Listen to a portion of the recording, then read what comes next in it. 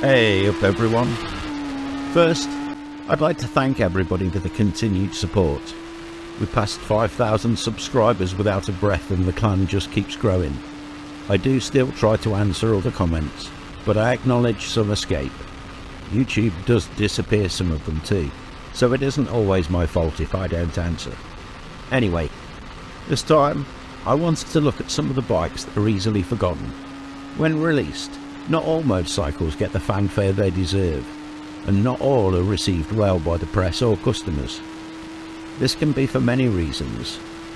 There's more than one bike in this list that I think was simply ahead of its time, and if released at a slightly different moment within the industry, may have resulted in very different results. Some were given time and just never won a decent share of the market, while others drifted into history after just a single year of production. Most were sales flops and were underappreciated at the time they were released, but that doesn't make them bad bikes.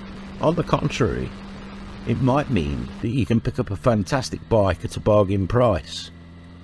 The bikes here are all great bikes.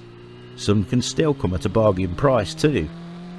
Several are well established collector's items, but most fall somewhere between those two extremes. Remember, it's always worth keeping an eye open for a bargain. Just try to know what you're buying and never be frightened to walk away. Don't forget to like the video and subscribe to the channel if you haven't already too. You'll get regular updates with news, views and adventures from the world of motorbikes. It's also worth taking a look at some of the fantastic comments in this and other videos on the channel. Let me know your thoughts there too. There's plenty for all of us to learn still, as you'll see. I think the combined knowledge of all of our subscribers would make the most comprehensive motorcycle encyclopedia ever. If you want a good read, you'll find the complete article on our website in the link below in the description. You can contact me via the contact form there too if you need to. Now, back to the bikes. The first bike on this list is now very appreciated, as it should always have been. The MZ ETZ 250 is a utilitarian two-stroke that has already outlived many of its contemporary two-stroke brethren, and it shows no signs of ever giving up. It's already a bit of a collector's piece, but it's a collector's bike for people who enjoy riding. This is another bike that narrowly missed the Bomb-Proof Bikes video that I've linked above if you haven't seen it already. Now, I'll be quite honest and say I am no MZ expert or aficionado, but I can appreciate it when any community comes together to keep older bikes going. I have had plenty of time chatting to friends in the MZ world, and there are few communities more friendly and helpful than the MZ riders. In its day, the cheap and rustic ETZ 250 was looked down on by most riders, but they spent many years serving dispatch riders in the inner cities really well, and have proven over the years they were a very underrated motorcycle. One of the things that makes them so special is their seemingly endless ability to be fixed. Whatever the problem, there'll be someone somewhere in the MZ community that has a solution. They won't charge you the price of a kidney for it either.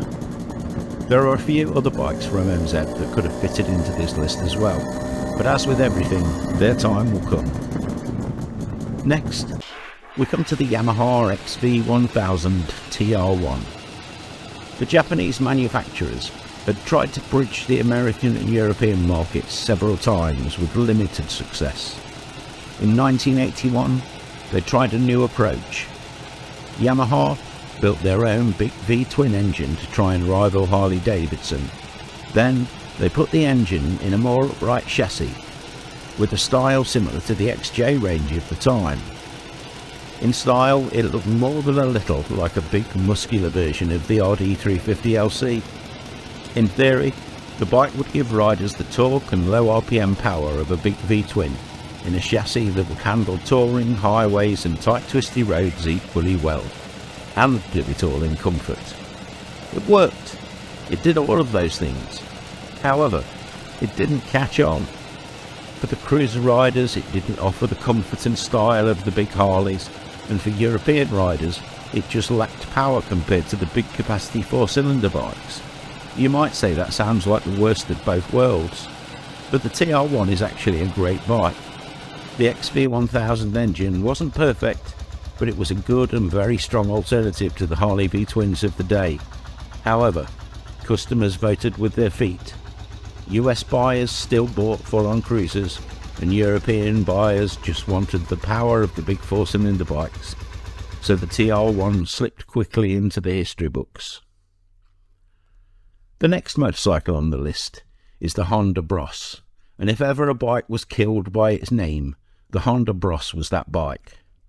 Although, to be fair, it didn't seem to do much better in the States, where it got the Hawk name. Built from 1988 to 1993 in both 400 and 650cc variants, Honda gave it plenty of time to succeed. It just never did.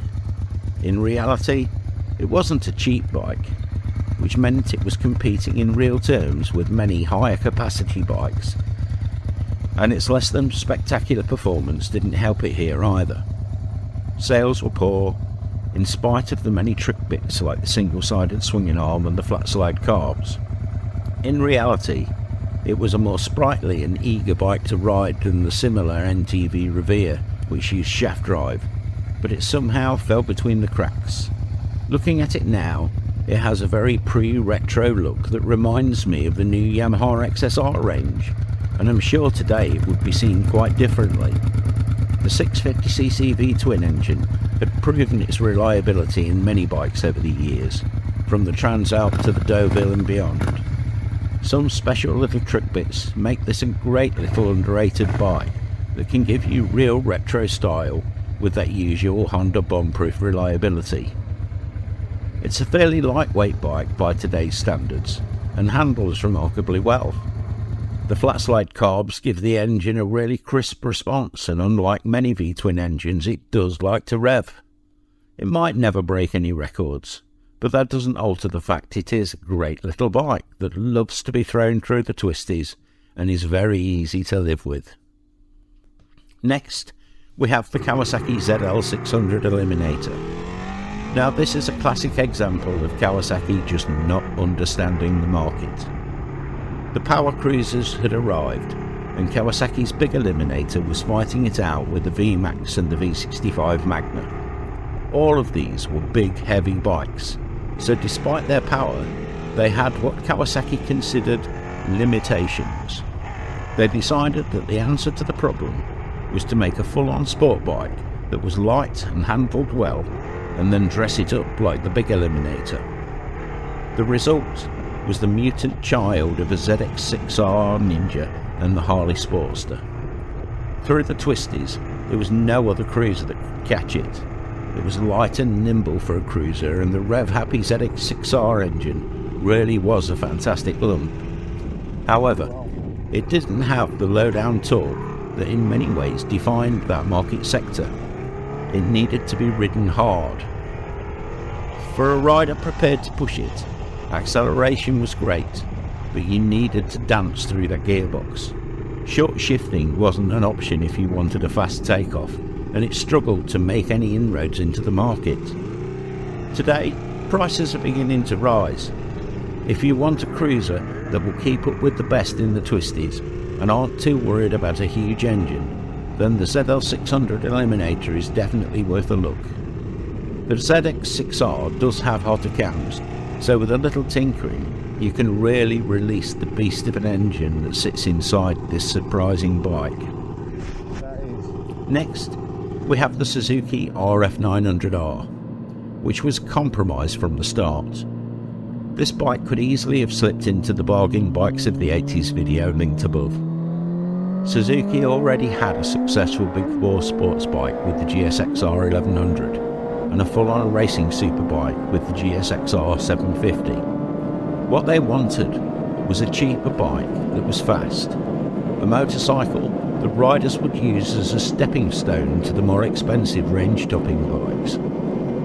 The RF used an engine developed from the GSXR 1100 and leaned heavily on aspects of the 750's design. However, to save money, they replaced the expensive all-aluminium chassis for a cheaper steel-built one. Many parts bins were raided, and the result was far from cutting edge, despite its looks. What it had was proven reliability before it had even been built. All the parts had been proven in use, and because the engine was based on the bigger GSX-R 1100, everything was over-engineered. It was always seen as a bit of an oddity, and although sales were okay, it never sold in big numbers. It didn't have the power of the full-on sports bikes of the day, and it wasn't as comfort-orientated as a true tourer. That was sort of the point, but most people just didn't get it. The bike was a reasonably priced sports tourer that could do anything you wanted it to, short of winning at World Superbikes or taking on the Paris-Dakar. Was this a bike ahead of its time? Would you buy a bike like this now? Where would a bike like this sit in the modern era of super-focused motorcycles? Next, we have two bikes which I will group together, but I'll talk about them in date order. Both are strong, powerful and reliable bikes, and I think they will stamp their mark as time passes. The first was typical Honda. Imagine a CB1300 crossed with a VMAX, with the plush ride of a Goldwing, and you might start to see why Honda built the X4. The CB1300 engine is one of the best big engines Honda ever built, and had more torque and power than most people knew how to use. It had masses of low-down torque, but would rev like the best sports bikes. The best of both worlds, you might say. Well, the market just didn't seem to see it like that. The X4 didn't have the impact the V65 Magna had, and just didn't sell. It was built for 6 years, but never sold well, so they didn't come up for sale very often. But they are a truly stunning bike, with great build quality. They just lost on the brutality stakes against the VMAX. 3 years after the X4 was released, Honda tried again. This time, I think they created a bike ahead of its time. Before the dawn of the modern high-powered naked roadsters, they stripped back the immortal CBR 1100XX Super Blackbird to its barest essentials. The Blackbird was an iconic bike, the world's fastest motorcycle at the time, and the X11 made no pretense of being a cruiser. It was simply a brute of a bike. It was faster between the lights than any bike had ever been. The only limit was the rider. The X11 was the first factory street fighter of sorts.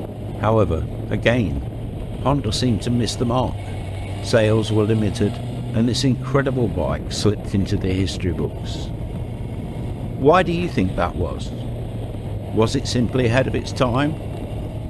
The X11 might never have the cult status of the Super Blackbird, but the lure of all that power in a naked bike has won it a loyal following. In the years to come, prices will rise, as this bike was never made in high numbers. So, we go from one extreme to the other, and our last mention for today is for a very special little bike. The VELOCETTE Valiant was first built in 1957, but only 1,600 units were ever produced. It used an all-new version of the engine proven in the Mark 1 and 2 VELOCETTE LE, but this time it was air-cooled with overhead valves and came with an all-new 4-speed foot-operated gear change instead of the 3-speed hand-change gearbox that the earlier LEs had. Instead of the original side valve design with a 7-to-1 compression ratio, VELOCETTE used overhead valves on the Valiant. This, along with the higher 8.5-to-1 compression ratio, pushed the power up to 12 horsepower, which led to a redesign of the main bearings and beyond.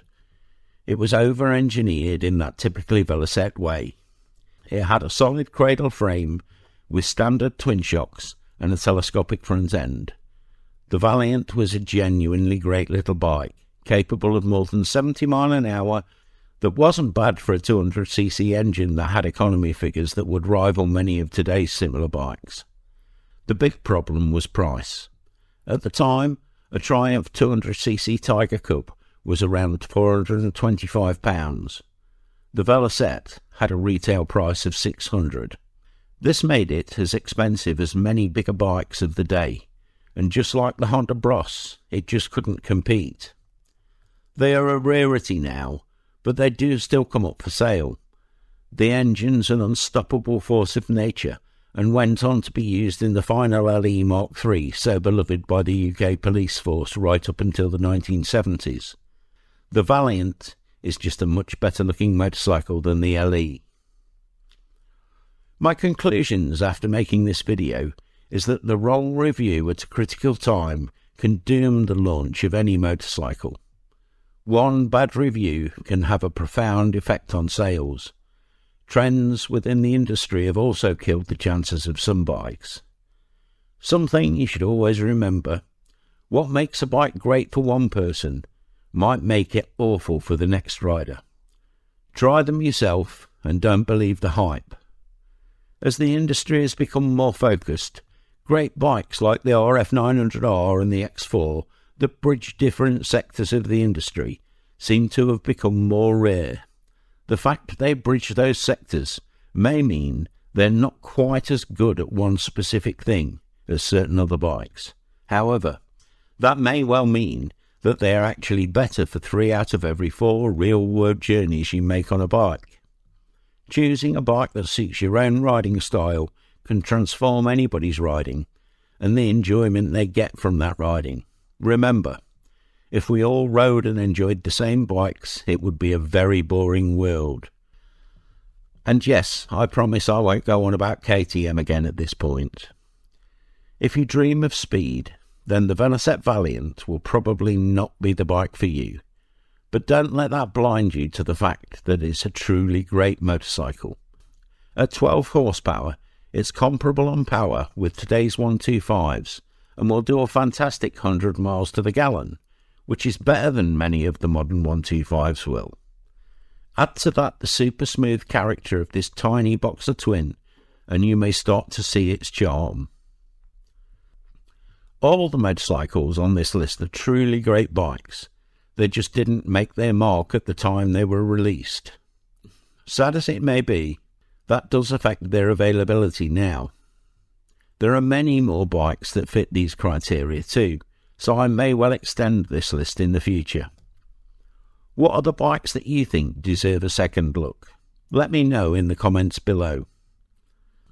A story that illustrates the change in the way people see things is that when I recently arrived at a small biker cafe, there was a crowd of people around a bike I couldn't see. They clamoured around it, passionately propounding the incredible build quality of this wonderful bike.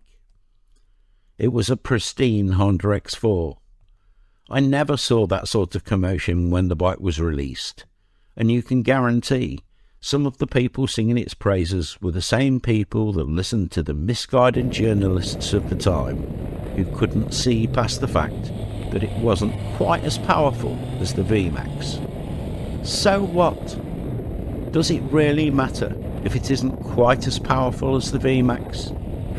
Does it matter that the RF900R isn't quite as powerful as the GSXR 1100, or not as light as the GSXR 750?